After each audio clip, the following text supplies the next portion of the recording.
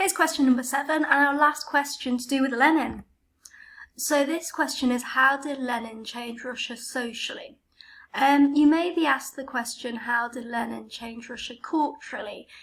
Culturally and socially in this kind of context, in this question, can be used interchangeably.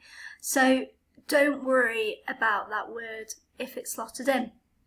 So a bit of background information. Lenin, in some ways, was successful in changing Russia's culture and society. His main aim was to gain more control by suppressing freedom of thought, and he certainly achieved this. He also aimed to make young people better citizens through education and was quite successful, although it wouldn't be education as we know it today. His other aim was to make women more equal, and he had mixed success in regards to this. So how did he change Russia socially / culturally? Let's think about women first.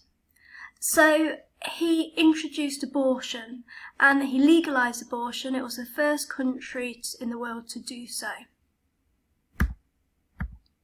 He made divorce much easier. He personally thought Christian marriage was like slavery for women, so he relaxed divorce laws.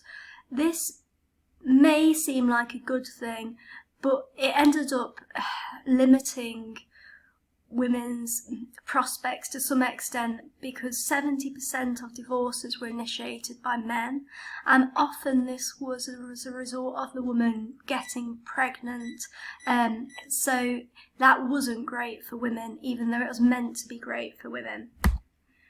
He set up a women's department in the Communist department, so that was called the Zenotodor. I don't know if I pronounced that at all correctly, but the female representative of that was Alexandra Kolontai, and she was the first ever woman elected to be a member of any government in Europe at the time. So Lenin's legalisation of abortion, introduction of easier divorce laws, and use of women within the party through the women's department and Alexandra Kolontai were really ahead of his time in terms of liberal freedoms for women. But women were still not equal to men in Russia. Just 12% of the Communist Party were women, for example. There were no creches, which limited women's employment opportunities because they had to look after their children. Women generally were in unskilled labour when they were employed, and most domestic tasks were carried out by women. So by no means were women in Russia equal. So let's move on to education. So Lenin introduced universal education for 9 years for all. Brilliant. But that education was largely indoctrination. Students were taught about the successors of the Communist Party, about the role of the communists in the revolution, and they were also taught practical education that would help them become farmers or industrial workers. Now, that universal education was also abandoned because of the costs were just too high. And within schools, teachers were made to be school workers. Their power was decreased. For example, they weren't allowed to discipline students, which actually meant that school became a bit chaotic. They weren't allowed to set homework either, which limited student progress, as I'm sure you appreciate us setting you homework now. Lenin also introduced youth organisations. Think Hitler Youth, but for the communists, yeah? So the Pioneer Group were for under 15s, and the Komsomol Group were for 15 to 20-year-olds. They were used to indoctrinate and to train youngsters to be loyal to the communists and to develop skills to fight and to contribute to the economy. So that's the way Lenin changed education. in Russia. So now let's look at the way he controlled freedom of thought.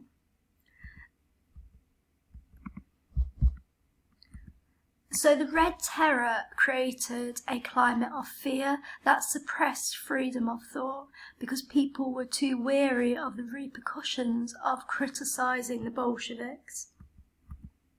The Cheka had a massive role within this and was also there as a terrorising organisation.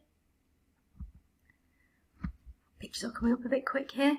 The Prolet cult was Lenin's attempt to try to set up a collective culture.